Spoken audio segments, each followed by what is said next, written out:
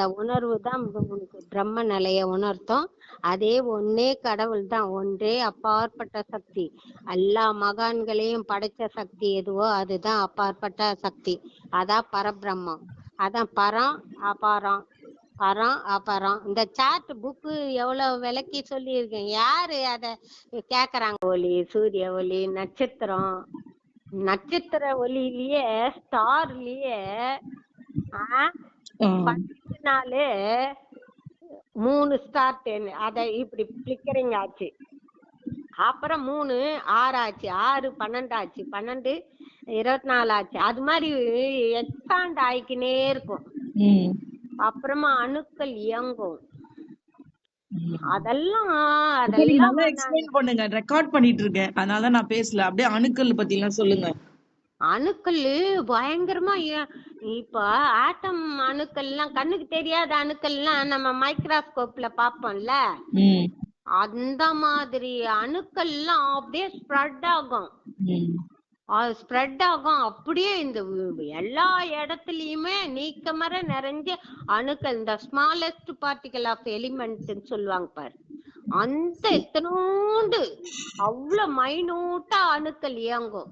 அப்படியே கொச்ச கொச்ச கொச்ச கொச்ச கொச்சதானே அப்படியே நல்லா டெவலப்மெண்ட் ஆகும். அப்படியே அந்த அணுக்கள் விரிவடைஞ்சு பெரிய ஸ்டாரா மாறும். இத்தனோண்டு புள்ளியா விழும் ஃபர்ஸ்ட். அந்த ஜோதி பெருசாயி அப்படியே சூரிய ஒளியா தக தக தக தக தகன்னு மின்னும். அப்ப எவ்வளவு ஜக ஜக ஜக ஜகன்னு 12 மணி உச்சி வெயில நம்ம சூரியனை பார்த்தா கண் கூசாம பார்த்தா தக தகதன்னு நெருப்பு பழம் மாதிரி ஆஞ்சநேயருக்கு பழமா தெரிஞ்சுது கண்ணுக்கு. அது மாதிரி தக தக தக தகன்னு மின்னும். அந்த ஒளி பிரகாச ஒளி. அந்த ஒளியை தாண்டி போகும்போது தான் சூன்யமான வெட்டவெளி, பியூர் வெட்டவெளி. அந்த பிளைன் கண்ணாடி மேல வச்சுக்கிறாங்க பாரு சாரு, அந்த ஓங்கார சாமி. அந்த வெட்ட வெளியில போகும்போது தான் நமக்கு எல்லாமே மறந்துடும். அதாவது நம்ம இதுவரையிலும் சூட்சமமா நம்ம பாத்துக்கினே போனோம் இல்லையா, அந்த பிளேஸ்க்கு போகும்போது நம்ம யாருன்னே தெரியாது. இங்க எத்தனை பேர் உக்காந்து இருக்கிறாங்க, எத்தனை பேர் பஜனை பண்றாங்க, எத்தனை சவுண்டு கேக்குது, ஒண்ணுமே தெரியாது. அப்போ நிசப்தம். அது சூட்சமத்தில் சூட்சமம், துரியத்தில் துரியாதீதம்.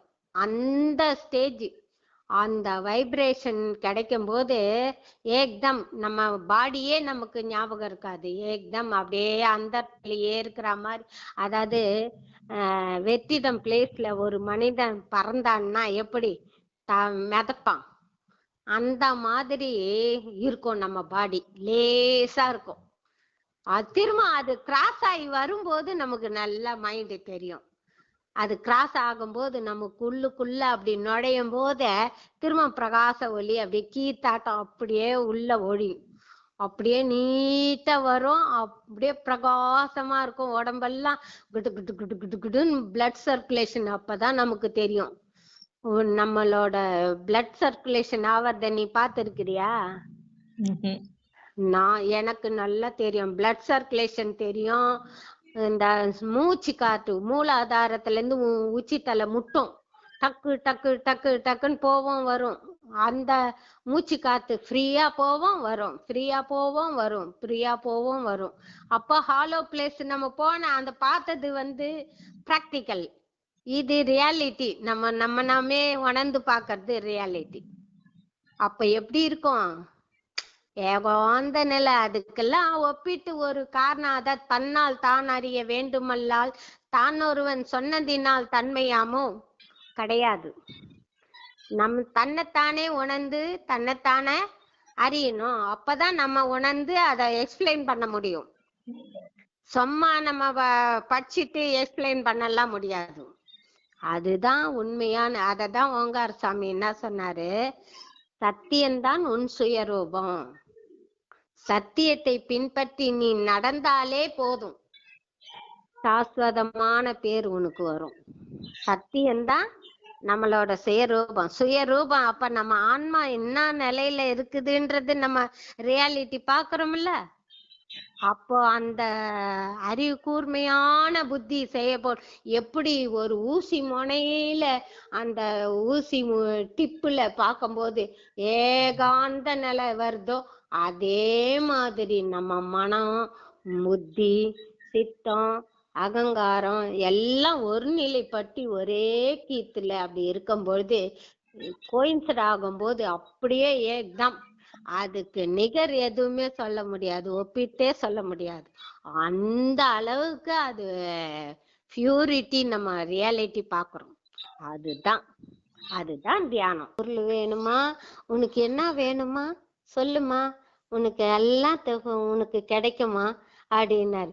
சாமி, இப்பிறவிலே எனக்கு மோட்சம் கிடைக்கணும், இந்த எந்த பிறவியை எடுத்தாலும் சரி உங்களை மறவாத நிலை வேணும், உங்க எண்ணத்திலேயே இருந்து அந்த அதீத நிலையில சூட்சமா இருக்கிற அந்த குண்டலினி சக்தி கோயின்சடாயி அந்த இப்பவே எனக்கு மோட்சம் கிடைக்கணும் சாமி, பிறவி போயினா எப்பிறவி வாய்க்குமோ, அதனால என்னைய கைவிடாதீங்க சாமின்னு சொல்லிட்டு காலில் நமஸ்காரம் விழுந்து நமஸ்காரம் பண்ற, ஆசீர்வாதம் பண்ண.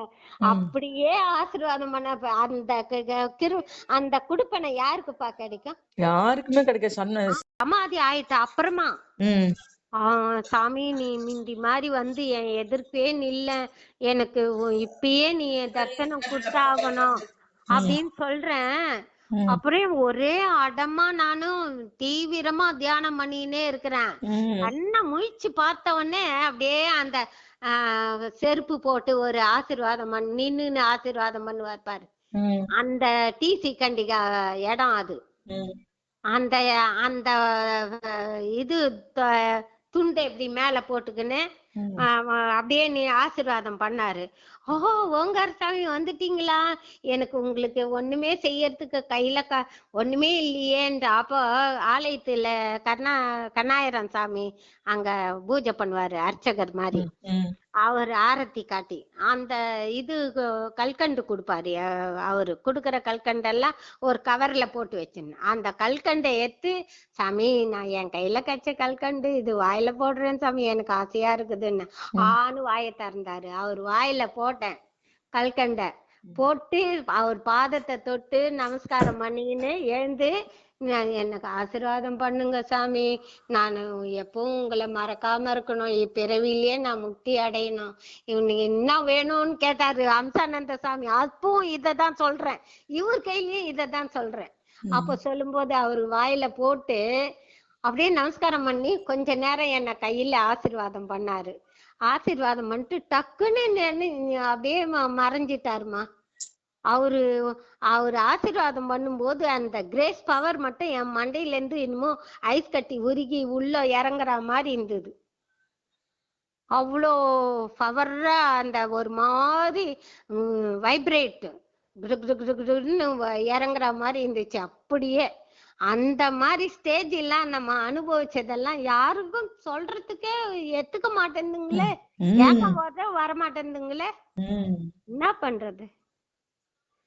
எல்லாம் ஓங்கார சாமி அப்போ ஆசீர்வாதம் பண்ணதுதான் இன்னைக்கு நம்ம